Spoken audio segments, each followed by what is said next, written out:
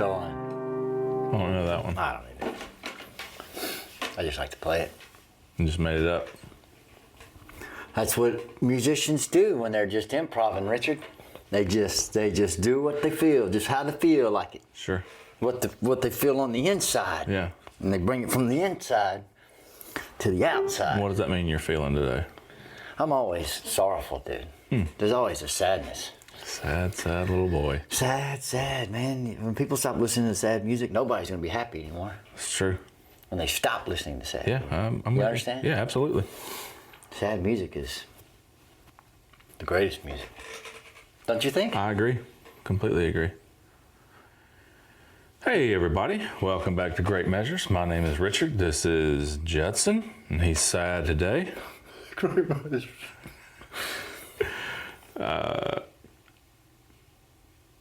The band is Shadow of Intent. We've never done this before. We have not done this band before. The song is called The Heretic Prevails. No, I was thinking about this. It's an interesting thing to be playing music for somebody. And we listen to a lot of stuff. Uh-huh. You could say hundreds of bands. At least 100. Yeah. Over 100. I mean, we've done a couple things twice here and there. But you'd almost have to just stay in one lane. Maybe we should talk about this later. Go ahead. No. I don't, I mean... We'll save it for afterwards. Yeah, everybody's always like, it took 4.5 minutes for them to even get to the song. So we don't want to do that, do we? Well, your piano intro was 7 minutes. Yeah. So. Man, you get caught up in how you feel, and you're feeling it. I mean, you just got to feel it, man. See? Shadow of Intent. The Heretic Prevails. Well, this doesn't sound like a very happy song. Maybe not. Ready? Yeah, dog. All right. This is...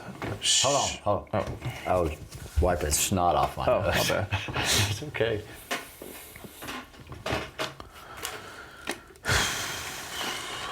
Okay, do it. Water break. All right. This is The Heretic Prevails by Shadow of Intent. All right, then proceed, Richard.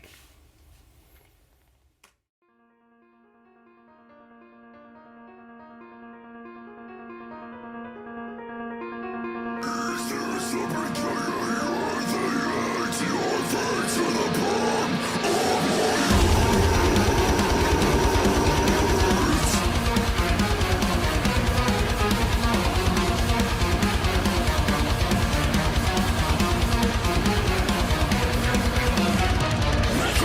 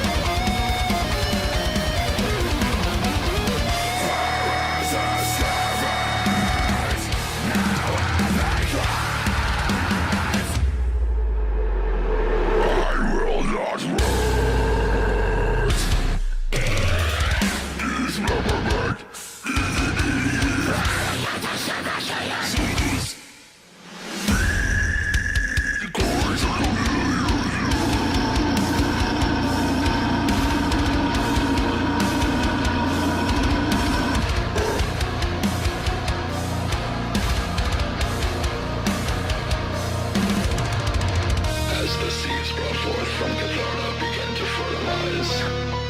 Endless indoctrination proceeds to blanket the rim, no longer an end.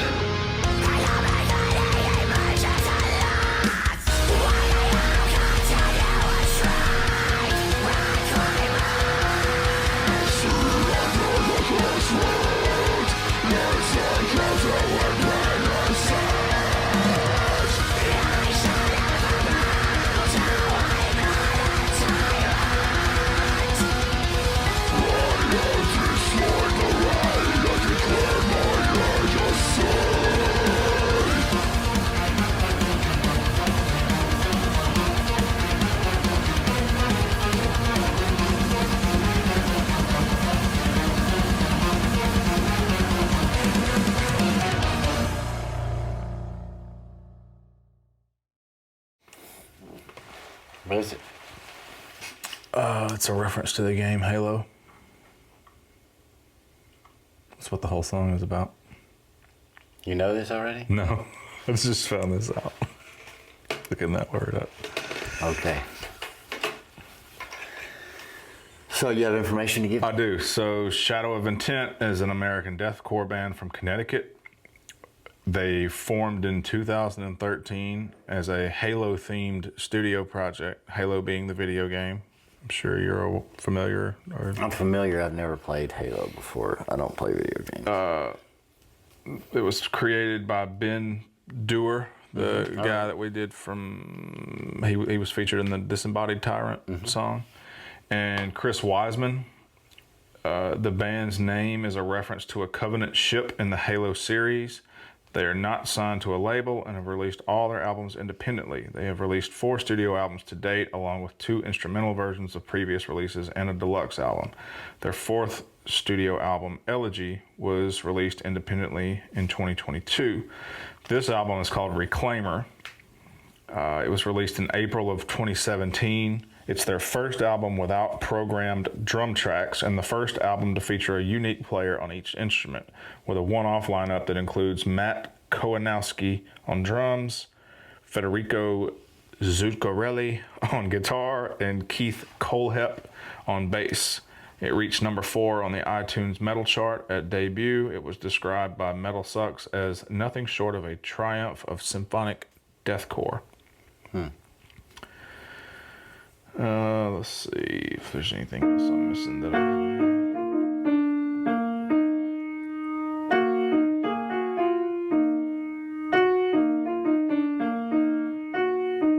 Something like that. Yeah, something like that. Something like that. Mm-hmm. Was there more you were going to tell me about these dudes? No, that was about it. Halo. Halo-themed band. So any interpretation that we have Yeah. of this song. It's probably reference to a battle or something in Halo. I did hear Reclaimer was in the lyrics. Mm-hmm. I still have trouble with the higher Yeah, I noticed. growling. And the one thing I notice about this kind of and we've had this conversation before, but I don't care. Go for it. Is, This might be somebody's first time watching us. Sorry. Is whenever I hear the majority of what we've listened to, at least, whenever there are these guttural vocals and whatever you call that, I think it sounds like a tiger going. Mm-hmm. That's what it sounds like to me. Okay. A tiger letting you know I'm coming to get you or get out of my way, like that high-pitched cat growl. Yeah. Whenever that's the predominant thing in whatever song we're listening to, if it is, there's a lot of lyrics. It's interesting to me that if you were to compare Celine Dion's lyrics, and I don't know, My Heart Will Go On. Yeah. She holds out, we'll stay, with her beautiful voice. Yeah. And then these people with their It's harsh. It's not easy to listen to at first, you know. Yeah. You could say in some ways it's not necessarily musical. It's in music. Right. But if you were to isolate that vocal, just that vocal, what are we listening to? You know, if all the music's gone and you just hear it going, it's not necessarily musical. Okay. Those guys, the girls, beautiful girls, tend to give as many lyrics as they possibly can. We're gonna. They're going to tell an entire story and not leave out any details. Yeah, but they sing throughout the whole song. There's not much of the song that doesn't have him being guttural over it. Yeah. And it's almost as if there's like, we know this is difficult for some people to listen to. We're going to give it to you even more. We're going to make you. So then it goes to my thinking that I understand the sound of it is more. It's an art piece of sound. You know, it's a noise that's being included in the other noises from guitar, whatever. So I can see it for its value in those ways. Except for the high stuff still it goes into my brain and it doesn't do something good to it. But I just find that ironic, you know. If you isolate Celine Dion's vocal from her music and you hear her sing it, you'll go, sing it. Or Michael Jackson. Michael Jackson did a version of, I can't remember what he did. I saw online the other day. I don't think it was Man in the Mirror. Maybe it was, by himself. And you think, oh, they're singing. If you were to isolate this vocal, would you sit there and listen to it? An a cappella version of the Heretic No, Prevails because I think I don't think you have. How do I put that? I don't think you. Yeah, I wouldn't. so this I mean, vocal- I have heard isolated vocals of people Sure, doing deathcore but and this stuff, but it's vocal not wouldn't something I would like listen to on a voluntary basis on my own free will. So then, does it really constitute singing? What do you mean? Well, someone sings something. They stand there and they sing something. They're a singer. They're singing. Okay. And their job is the vocalist or whatever. And so I'm talking about maybe the definition of what it is where I still wonder if that type of vocal offering measures up to being called singing. Well, no, nobody calls it singing. He's not the singer in the band? He's the vocalist. Okay. Yeah, I mean, no. The vocalist. Okay. Well, the percussionist, the guitarist. Okay. If we were to isolate any one of these things and we were to listen to it, it would still be musical. Right? Except for the vocalist. I think It almost doesn't exist. It can't exist without the other stuff around it. It can't exist on its own. It's not, and I don't know where I'm going with this. I'm totally probably in terrible territory for people to be pissed off at me, but you're talking about different parts coming together to make a whole thing. And if you separate them, they stand alone on their musicality. Except for these types of vocals. I think if you were to listen to an isolated vocal track of this, certain sections of the song, especially that the chorus has got a pretty good hook to it in this one. It was like that kind of alternating back and forth, the pitch or the whatever, it raising up and down. I don't know how else to say that. I'm a musical idiot, but. Well, my argument is that this is not necessarily a musical thing. So it would just be a high-pitched growl and a low-pitched growl. Yeah, I do think in the chorus he has his cadence and is almost matching the melody of that hook. Like, he wouldn't be able to do the same thing he did in the verses, the kind of fast-paced, rapid-fire vocals. He wouldn't be able, that wouldn't match with what they were doing in the chorus. And I think that's also your stance is, your opinion of that is justified because you've heard 6 deathcore songs. You know what I mean? Yeah, but no. So my argument I think doesn't you have anything eventually to do. will, like, I know what you're saying. I do. I think it was. These guys do But nobody calls them singers. an unplugged show. Acoustic instruments. I mean, there are. Because you could hear how the guitar stuff and all that stuff, would be done on an acoustic guitar if somebody writes it that way. Then the vocalist. It's almost as if. I mean, I don't know about unplugged deathcore, but there are some heavier bands that have done some not like. But with these types of vocals, that's what I mean. So it's almost as if this style of vocal offering cannot stand without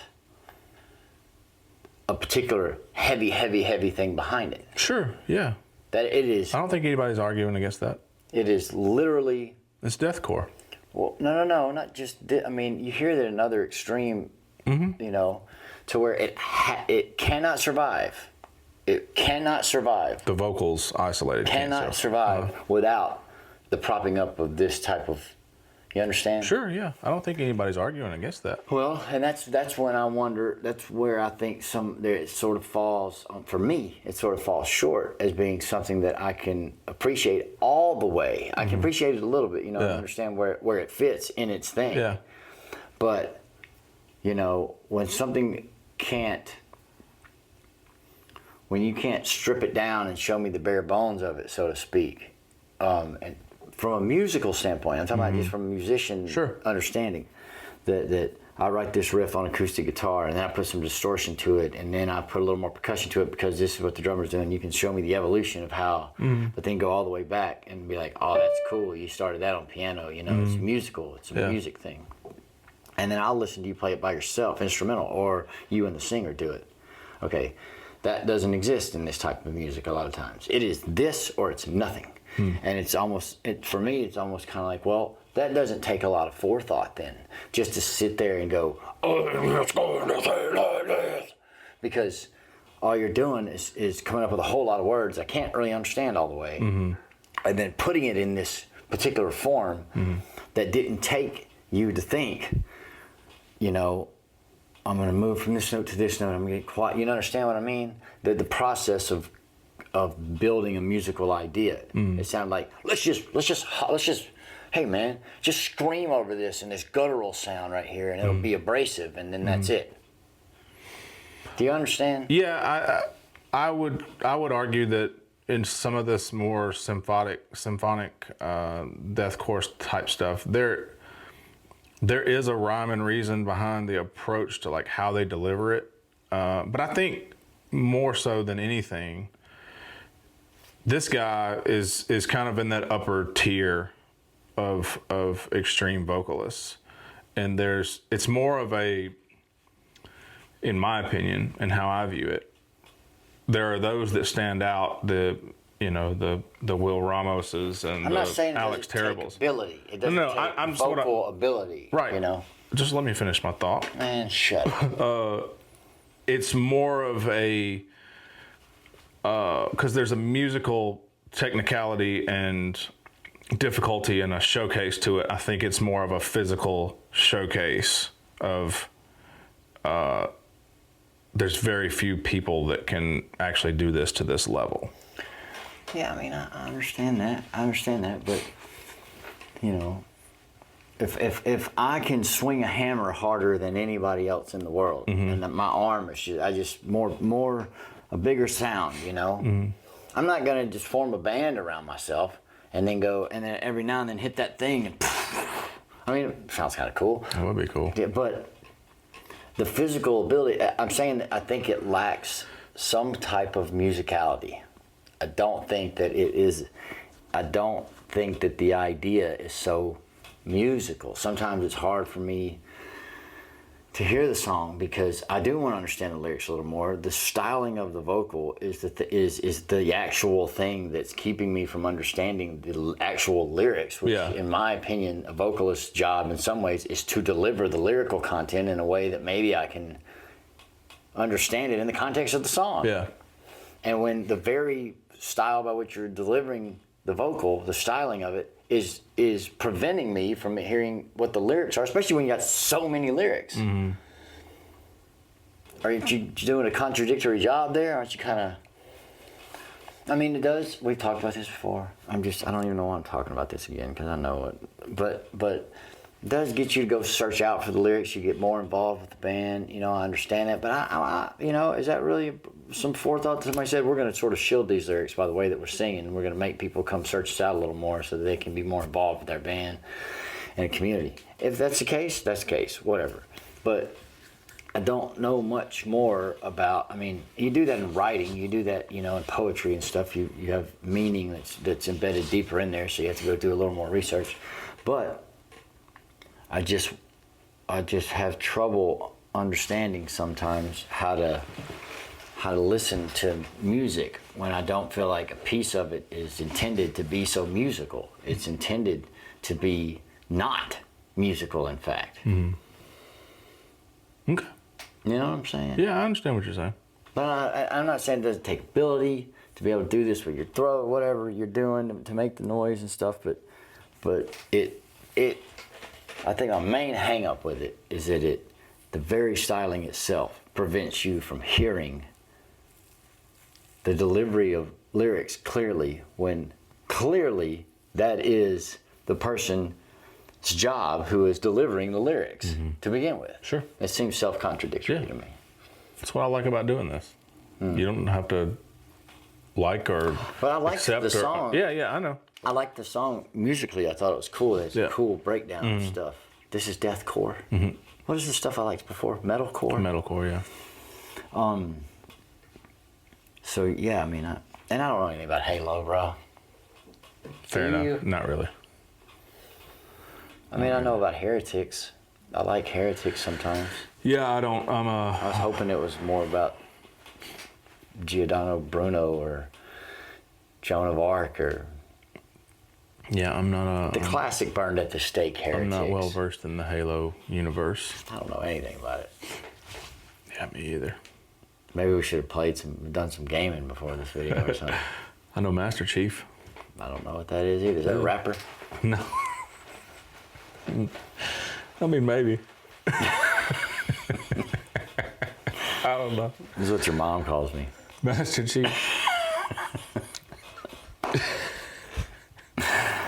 Oh, this video's over. You have ruined it. Thanks for watching, everybody. But thanks for showing me this song. You're very welcome. I really appreciate it. My pleasure. I didn't mean to cut you off earlier, but I'm not worried there's about only it. two of us here. Who else am I gonna cut off? Your mom. Oh, he's got one in there. That was The Heretic Prevails by Shadow of Intent. Dark Measures. We are Great Measures. My name is Richard. This is Judson.